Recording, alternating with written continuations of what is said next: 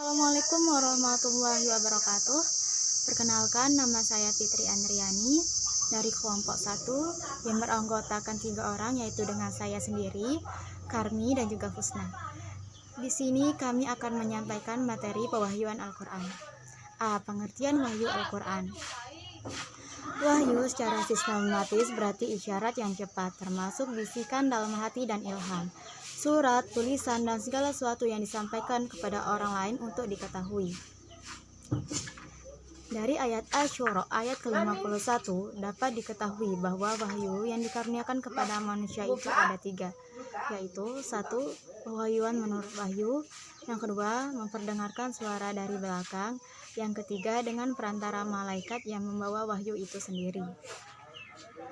Dengan demikian, wahyu Al-Quran adalah wahyu yang paling tinggi yang diturunkan oleh Allah kepada Nabi Muhammad SAW melalui perantara malaikat Jibril dan diturunkan kurang lebih dalam kurun waktu 23 tahun. B. Proses pewahyuan Al-Quran dengan wahyu yang lain. Al-Quran sebagai wahyu Allah disampaikan kepada Nabi Muhammad SAW melalui proses yang disebut anzir, yaitu proses perwujudan Al-Quran dengan cara Allah mengajarkan kepada malaikat Jibril, kemudian malaikat Jibril menyampaikannya kepada Nabi Muhammad SAW. Ada 2 cara penyampaian wahyu oleh malaikat Jibril kepada Rasul, yaitu 1. Datang dengan suara-suara seperti lonceng. Yang kedua, malaikat Jibril menjelma kepada Rasul sebagai seorang laki-laki. Masa turunnya Al-Quran dapat dibagi dalam 2 periode. Periode pertama disebut sebagai periode Makkiyah dan periode kedua disebut dengan periode Madinah. Periode Makkiyah yaitu ayat-ayat yang turun pada masa Nabi Muhammad SAW yang masih bermukim di Mekah selama 12 tahun, 5 bulan, dan 13 hari. Sedangkan periode Madinah yaitu Nabi Muhammad SAW hijrah ke Madinah, yaitu selama 9 tahun atau 9 bulan dan 9 hari. Assalamualaikum warahmatullahi wabarakatuh. Perkenalkan, nama saya Karmi, NIM 211 0027 C. Tahap pewahyuan Al-Quran. Tahap pertama diturunkan dari Lauhil Mahfuz.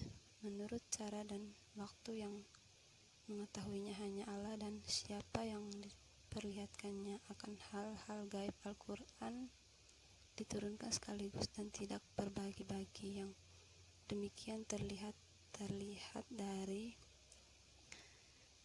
lazanya dan al-dalil Al-Quran. Tahap kedua, dari Lauhul Mahfuz ke Batul Lazza di langit dunia berdasarkan hasil bacaan terdapat ayat-ayat Al-Quran yang telah dibaca, maka dapatilah ia diambil kesimpulan bahwa ia diturunkan dalam suatu malam ke langit dunia.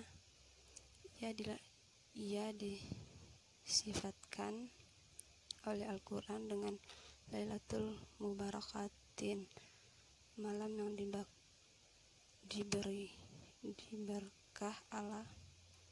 Malam itu kadang-kadang dinamakan malam Qadar. Tahap ketiga, Al-Quran diturunkan dari Batul Izzah, langit dunia kebutihan ya Allah. Al-Quran diturunkan dari Batu Izzah, langit dunia kebuli kenari para nabi dan rasul terkait, yaitu Rasul SAW.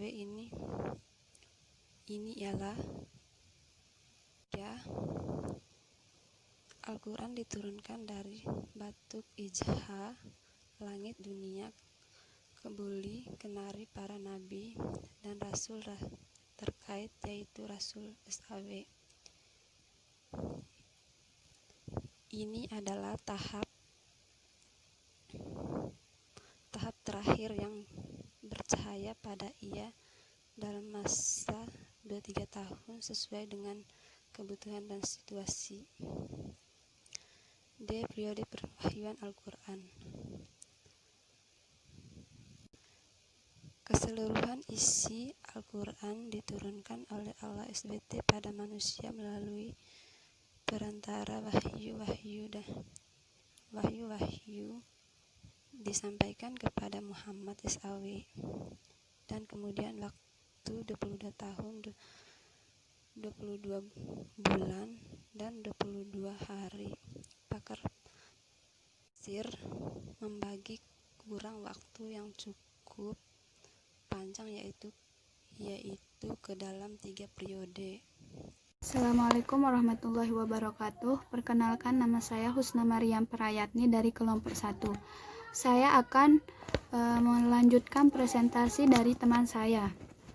Baik, saya akan memulainya. Periode pertama berlangsung sekitar 4-5 tahun dan diawali dengan turunnya wahyu pertama Quran surah Al-Alaq 1-5.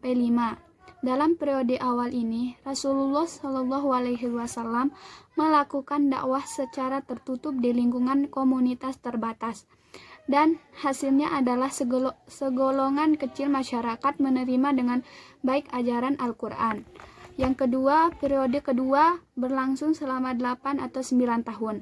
Pada periode ini terjadi konfrontasi frontal antara masyarakat penganut Al-Quran versus masyarakat jahiliyah, fitnah, intimidasi, dan penganiayaan fisik terhadap umat Islam memaksa mereka berhijrah.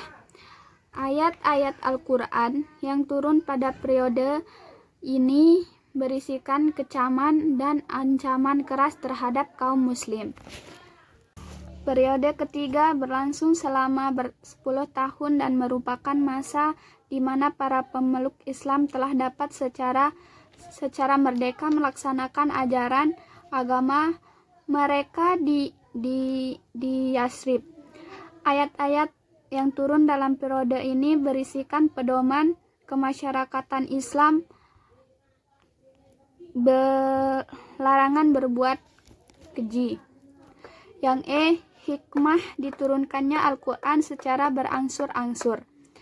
Adapun hikmah diturunkannya Al-Quran secara berangsur-angsur kepada Nabi Muhammad SAW adalah sebagai berikut. Yang pertama, meneguhkan hati Rasulullah dan para sahabat. Dan yang kedua, sebagai tantangan dan mukjizat. Yang ketiga, mempermudah dalam menghafal dan memahami. Yang keempat, relevan dengan menetapkan hukum dan aplikasinya. Dan yang terakhir adalah memperkuat keyakinan bahwa Al-Quran adalah benar dari Allah Subhanahu wa Ta'ala. Sekian dari saya. Assalamualaikum warahmatullahi wabarakatuh.